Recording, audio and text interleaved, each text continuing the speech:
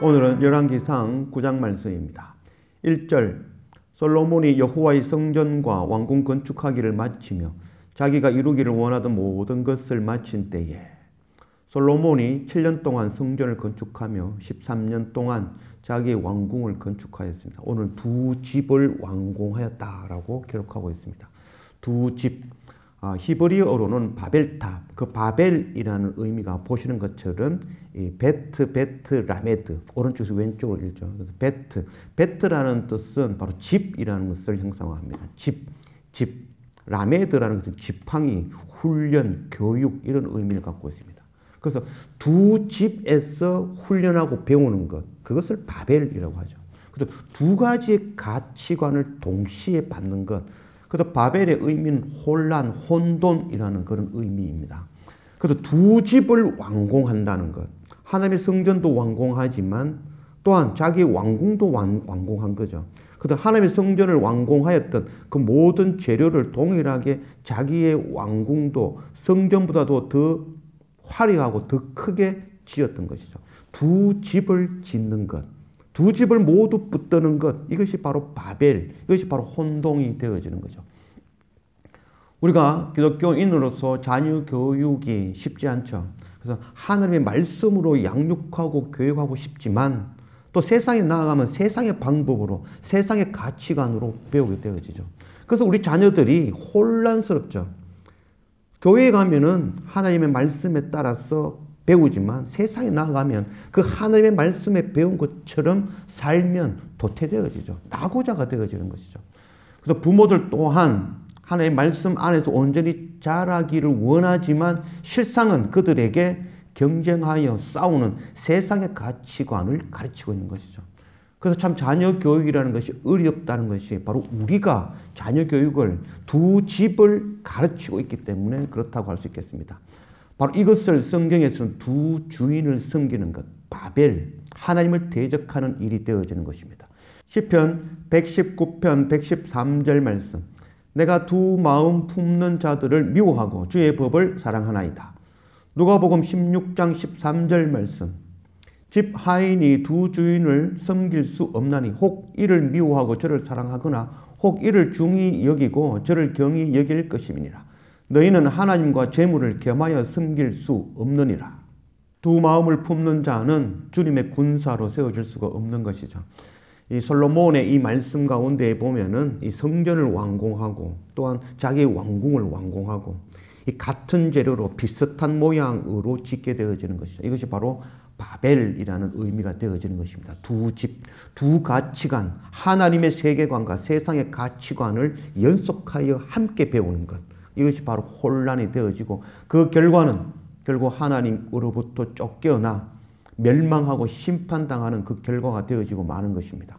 오늘 2절 말씀, 여호와께서 전에 기브온에서 나타나심 같이 다시 솔로몬에게 나타나사 여호와께서 그에게 이르시되 네 기도와 네가 내 앞에서 간구하는 바를 내가 다 들었은즉 나는 네가 건축한 이 성전을 거룩하게 구별하여 내 이름을 영원히 그것에 두며 내 눈길과 내 마음이 항상 거기에 있으리니 네가 만일 네 아버지 다윗이 행함 같이 마음을 온전히 하고 바르게 하여 내 앞에서 행하며 내가 네게 명령한 대로 온갖 일에 순종하여 내 법도와 율례를 지키면 내가 네 아버지 다윗에게 말하기를 이스라엘의 왕위에 오를 사람이 네게서 끊어지지 아니하리라 한 대로 네 이스라엘의 왕위를 영원히 견고하게 하려니와 만일 너희가 너희의 자손이 아주 돌아서서 나를 따르지 아니하며 내가 너희 앞에 둔 나의 계명과 법도를 지키지 아니하고 가서 다른 신을 섬겨 그것을 경배하면 내가 이스라엘을 내가 그들에게 준 땅에서 끊어버릴 것이요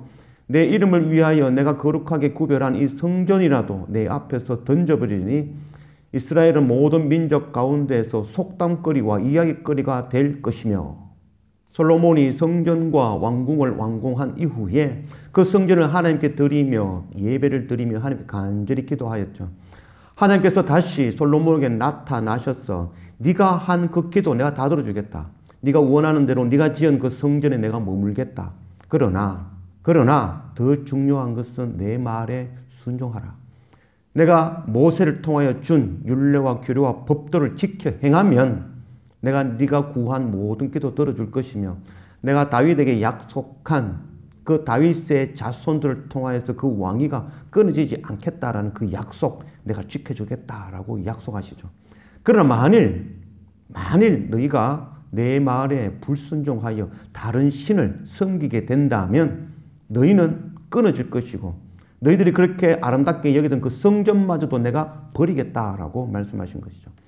정말 이 하나님의 말씀대로 이스라엘 백성들은 결국 하나님을 버리고 우상 숭배하게 되어졌죠.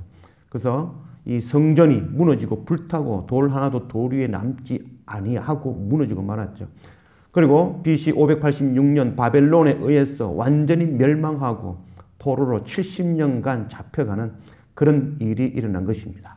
신명기 10장 12절 말씀, 이스라엘아 네 하나님 여호와께서 네게 요구하는 것이 무엇이냐?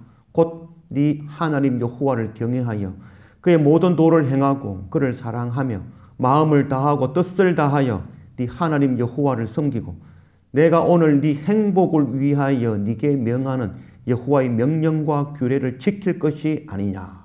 하나님께서 우리에게 요구하는 것이 무엇이냐? 하나님을 사랑하고 그 도를 지키며 마음과 뜻을 다하여 하나님을 섬기는 것. 그것이 바로 하나님께서 원하시는 것이다. 이것은 너희를 괴롭히려고 하는 것이 아니라 너희가 행복하게 살게 하기 위하여 주시는 말씀이라고 하셨죠. 내가 오늘 네 행복을 위하여 네게 명령하고 규례와 법도를 준 것이다 라고 말씀하고 있는 것이죠. 그 행복은 바로 하나님의 나라의 백성 되어지는 그 영원한 행복을 우리에게 주시기 원하시는 것이죠. 바벨은 바로 두 집을 섬기는 것입니다. 세상에서 행복하고 부자가 되고 잘 살고 싶고 또한 하나님의 나라의 백성도 되어지고 싶고 결단코 이 두 가지는 겸하여 할 수 없다라고 성경은 말씀하고 있죠. 예수님의 많은 제자들과 사도 바울 그 많은 신앙인들 그들이 세상에서 행복하고 부자가 되고 떵떵거리며 살다가 바로 주님의 제자로 죽어서 또한 하나님 나라 백성 되어졌다라고 기록하고 있지는 않습니다. 예수님의 제자들의 그 십자가의 길, 고난의 길을 걷었으며 또한 순교의 길을 걸었다라고 말씀하고 있죠. 또 그들이 죽어서 결국 하나님 나라 백성 되었다라고 기록하고 있습니다. 우리 조상들도 마찬가지죠. 이 복음의 말씀 들고 이 땅에 나와서 복음과 함께 고난을 겪으면서 삶을 살아왔죠.